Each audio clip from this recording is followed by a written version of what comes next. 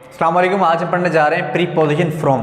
From को हम कहाँ कहाँ इस्तेमाल करते हैं। इसका पहला यूज़ होता है ओरिजिन बताने के लिए, किसी का ताल्लुक़, किसी का ये बताने के लिए कि भाई फुरकान जो है वो कहाँ से है। फुरकान जो है वो कराची से है, वो बिलोंग कहाँ से करता है, ताल्लुक़ उनका कहाँ से है। जैसे मैं कहता हूँ कि मैं इस्लामाबाद से हूँ तो मैं कहूँगा आई एम फ्रॉम इस्लामाबाद। तो किसी का रिलेशन बताना हो, ताल्लुक़ बताना हो, कौन से बिलोंग कर रहा है, तो उसके लिए इस्तेमाल हम फ्रॉम को करते हैं। और दूसरा इसका इस्तेमाल होता है स्टार्टिंग पॉइंट। स्टार्टिंग पॉइंट का मतलब ये होता है कि कोई काम आप कब से स्टार्ट करते हैं। जैसे आप मैं कहता हूँ कि मैं पढ़ाता हूँ 7 से 8, तो इसकी इंग्लिश बनेगी आई टीच फ्रॉम।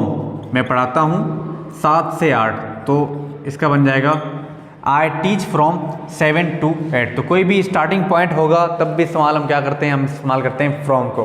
जैसे मैंने यहाँ पे लिखा है किसी का ताल्लुक़ बताना है, तो मैं कहता हूँ कि मैं कराची से हूँ तो मैं लिख दूँगा आई एम फ्रॉम कराची।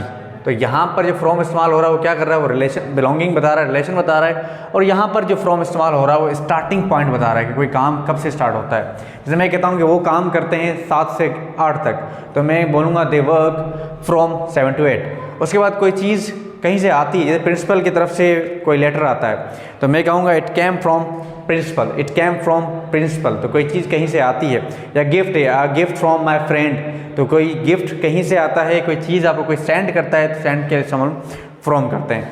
उसके बाद कुछ फिक्स प्रीपोजिशन है, जैसे ये प्रिवेंट वर्ड है, इसके साथ फ्रॉम ही आता है। प्रिवेंट का मतलब बचना, महफूज रखना, रोकना। उसके बाद रिकवर, रिकवर का मतलब होता है, रिकवर के साथ भी फ्रॉम को हम यूज़ करते हैं। जैसे I recovered from TB, I recovered from fever, इस तरह से इस्तेमाल होते हैं। तो ये दोनों फिक्स प्रीपोजिशन होते हैं। प्रिवेंट के साथ भी फ्रॉम आता है और रिकवर के साथ भी फ्रॉम ही आता है। और भी बहुत सारे यूजेस इसके फ्रॉम के हैं, पर मैंने मेन चीज़ें जो हाईलाइट करने के लिए यहाँ पर बताई हैं। अस्सलाम वालेकुम, अल्लाह हाफ़िज़।